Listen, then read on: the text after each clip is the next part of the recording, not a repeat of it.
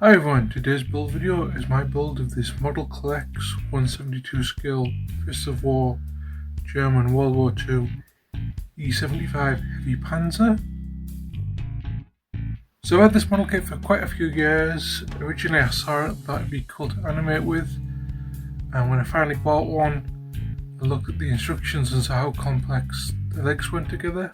I didn't have the confidence to build it, so I just put it back in my model stash. Completely forgot about it.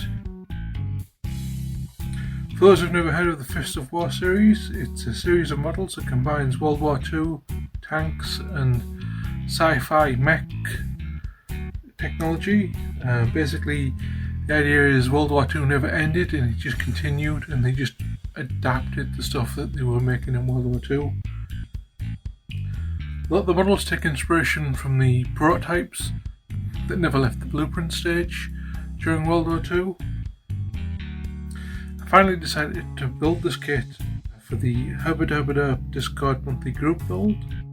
The theme for that month was anything with wheels, tracks or legs that weighed over 35 tons.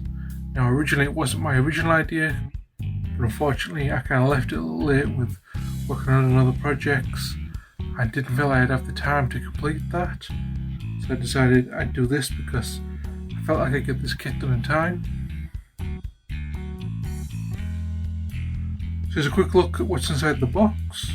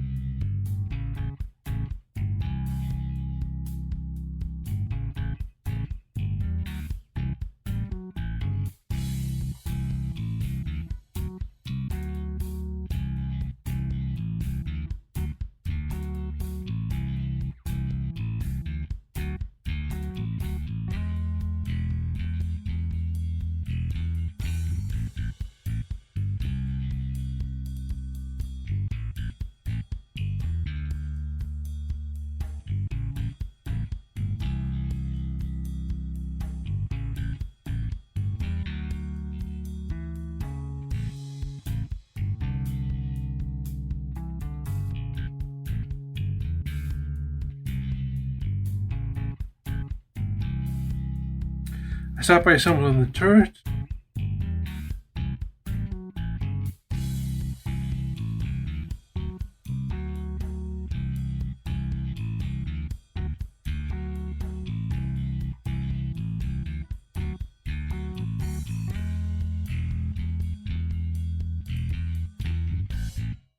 I run into my first little issue with this kit.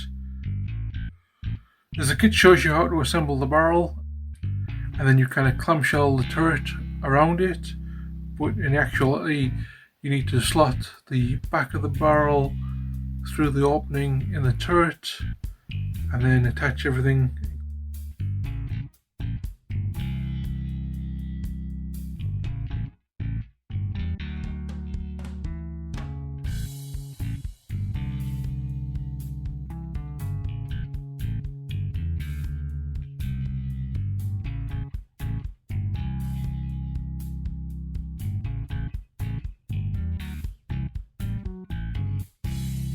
Thankfully, the rest of the turret details go on with ease.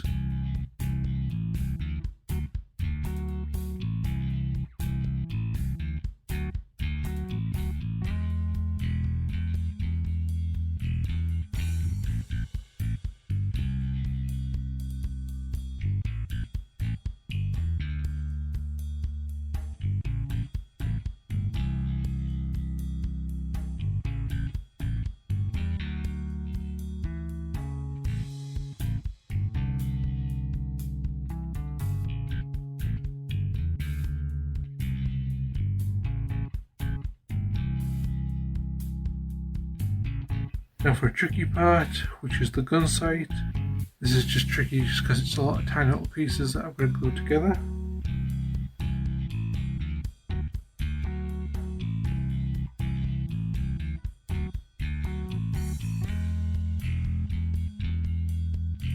And after a little tinkling, I can get that into place.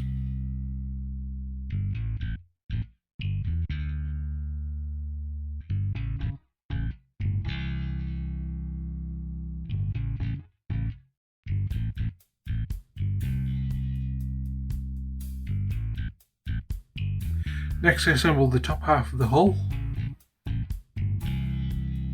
which goes together pretty straightforward.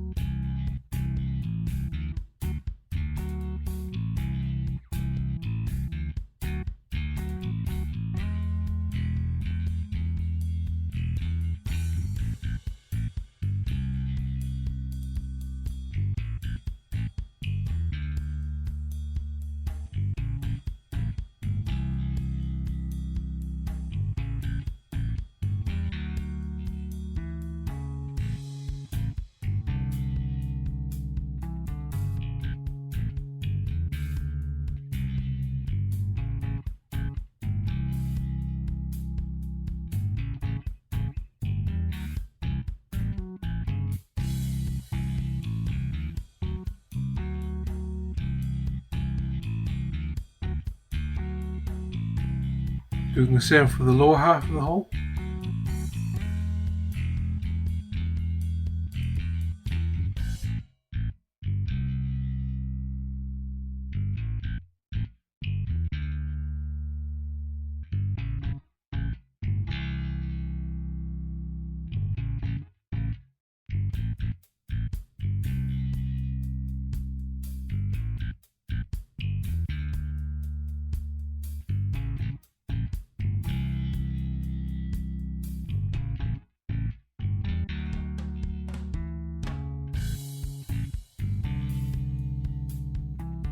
Following this, I built the ball turret that goes on the belly of the hull. Oddly, there's a lot of hatches on this model that can be modelled open, but the kit doesn't supply you with an interior.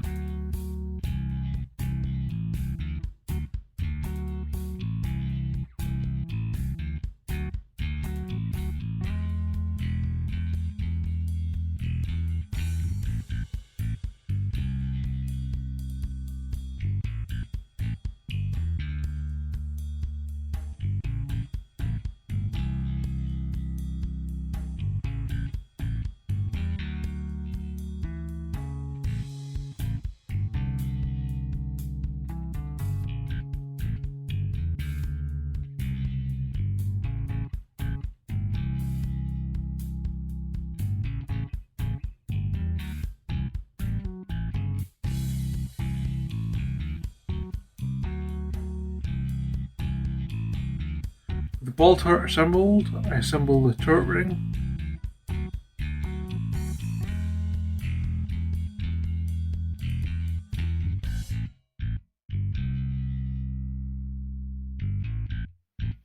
So I was worried I'd use a little too much glue and accidentally glue this thing solid.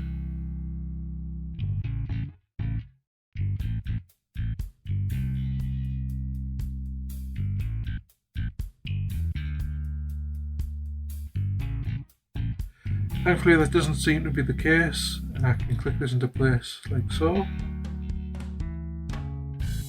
which ends up in a bit of a tight fit, which I'm worried will break these little tabs that hold the turret in place. So off camera I disassemble it and sand down the turret ring, just so it rotates a little bit smoother without putting too much wear on the little tabs, and then attach the rear plate and exhaust to the lower half of the hull.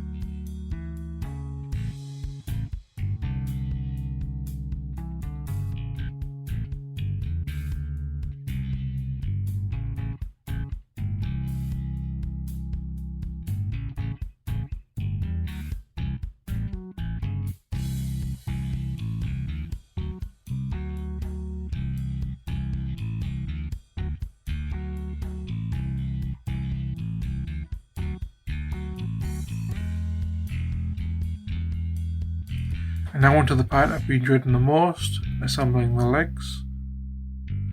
As you can see, this involves gluing a lot of tiny little pieces together, while not gluing the moving pieces at the same time.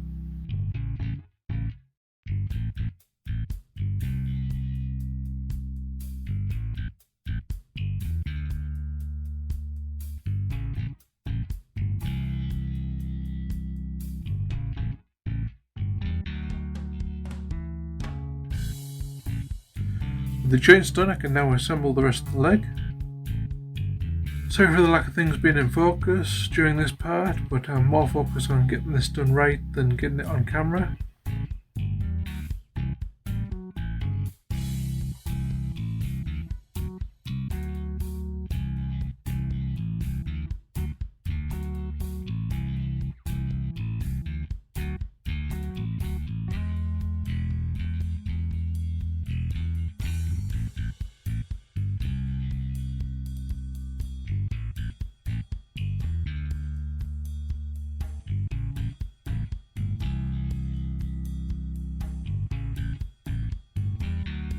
As you can see, assembling these legs is not a fun task. And at this point I kind of give up because it's not going together as well as it shows in the instructions. And I want to try and figure it out so I can actually finish the model and not break anything.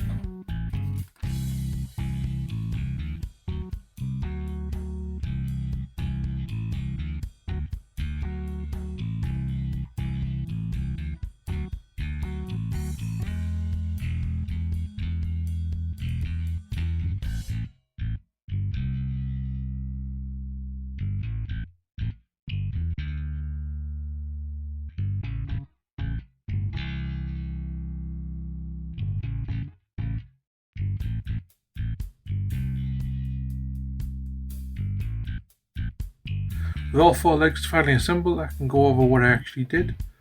So I drilled out the holes all the way through. There wasn't as much material there as I thought, just so there was plenty of room for them to pivot.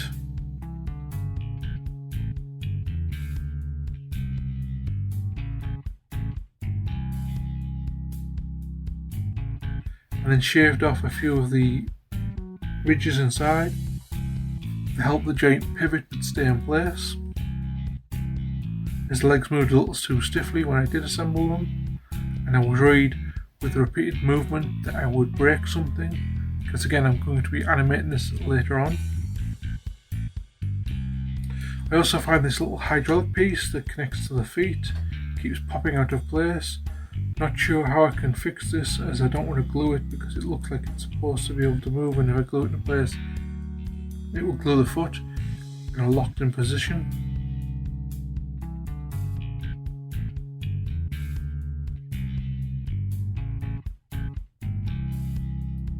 So after pushing on and attaching the legs to the hull, I find it can't hold itself up,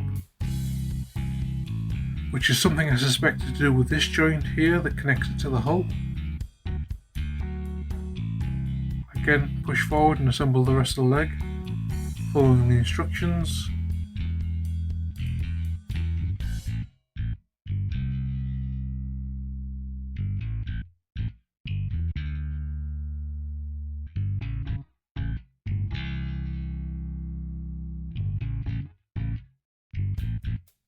Finally attaching the feet.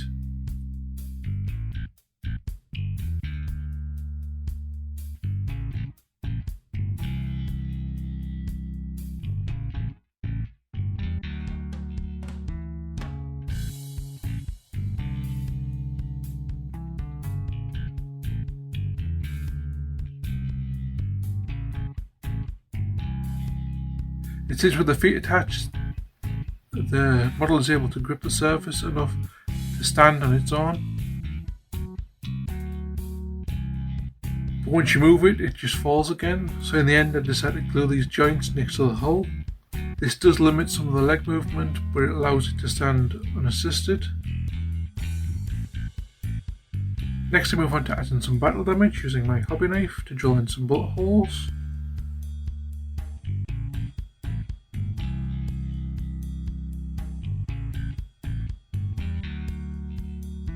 as well as my file to remove chunks to make it look like this thing has survived some glancing shots from the tanks.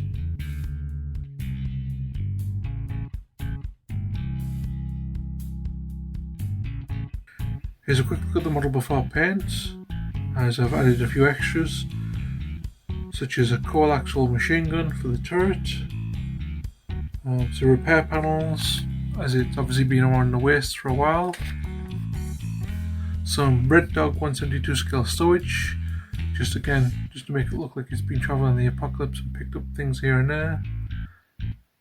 I also add this forked ram from Autokill's Red Steel sprue. The skulls are from Cromleech human skulls. They're a little too big to be 172 scale or 164 scale human skulls, so they're just more for decoration. They also add some Chemsol Designs oil drums on the back, because again this thing would drink a lot of fuel, and I think it would need to have a bigger fuel tank than whatever was in it, so it would need to carry a lot of fuel to travel a long distance. They also add some missiles from North Star military figures and Primitive Carnage sprue. This is just for some extra firepower.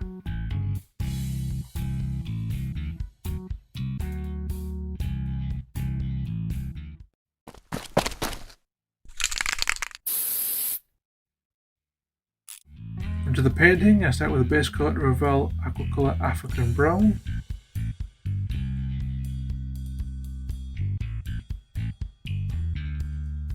Followed by some Revell Aquacolor Dark Earth for the camouflage, trying to replicate that striped camo pattern of the box art. I then painted all the machine parts with some Revell Aquacolor Steel.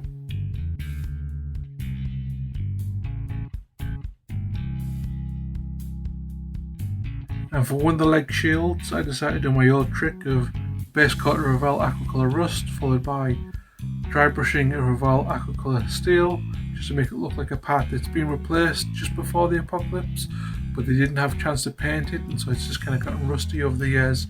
It's been travelling around the waists. After this, I do my usual of skipping the rest of the painting the little details before applying a nice black wash, which blends everything together and gives it a nice waistline look. And here's the final model. Now, I actually finished this model back in January for the group build, but what actually happened is I applied the black wash on New Year's Eve, and usually when I apply a black wash to a model, I stay with it and dab away at the excess when it pulls up in areas. And I had done that originally for this, but it was New Year's Eve. It looked like it was drying quite well, and I went off, celebrated New Year's Eve, came back the next morning and found that the wash had just pulled up in areas overnight while I'd left it unattended, and just ruined the paint job basically. I did take some pictures for it for the group build and send it to that, but I wasn't happy with it and wanted to redo it. But also feeling kind of defeated, I didn't really want to get to it straight away, so I just kind of put it on the shelf and left it and worked on a bunch of different things before finally returning to touch up the paint. Unfortunately, while doing this, I broke one of the machine guns on the turret gun and had to replace both barrels because I only had one and they didn't match. And with that fixed, I finally got it finished, allowing me to move on to the tricky stages of trying to animate this thing, which you'll see at the end of this video, but it wasn't as easy as I was hoping it would be. Anyway, although this kit ended up giving me a few challenges during the build process and even more during the animating process, I do feel it came out pretty good. It's certainly a unique looking model and well worth adding to any collection. Let me know in the comments what you think of it. As usual, I hope you've enjoyed the video and you'll stick around for the glamour shots and short animation. Until next time, I'll see you all in the next one.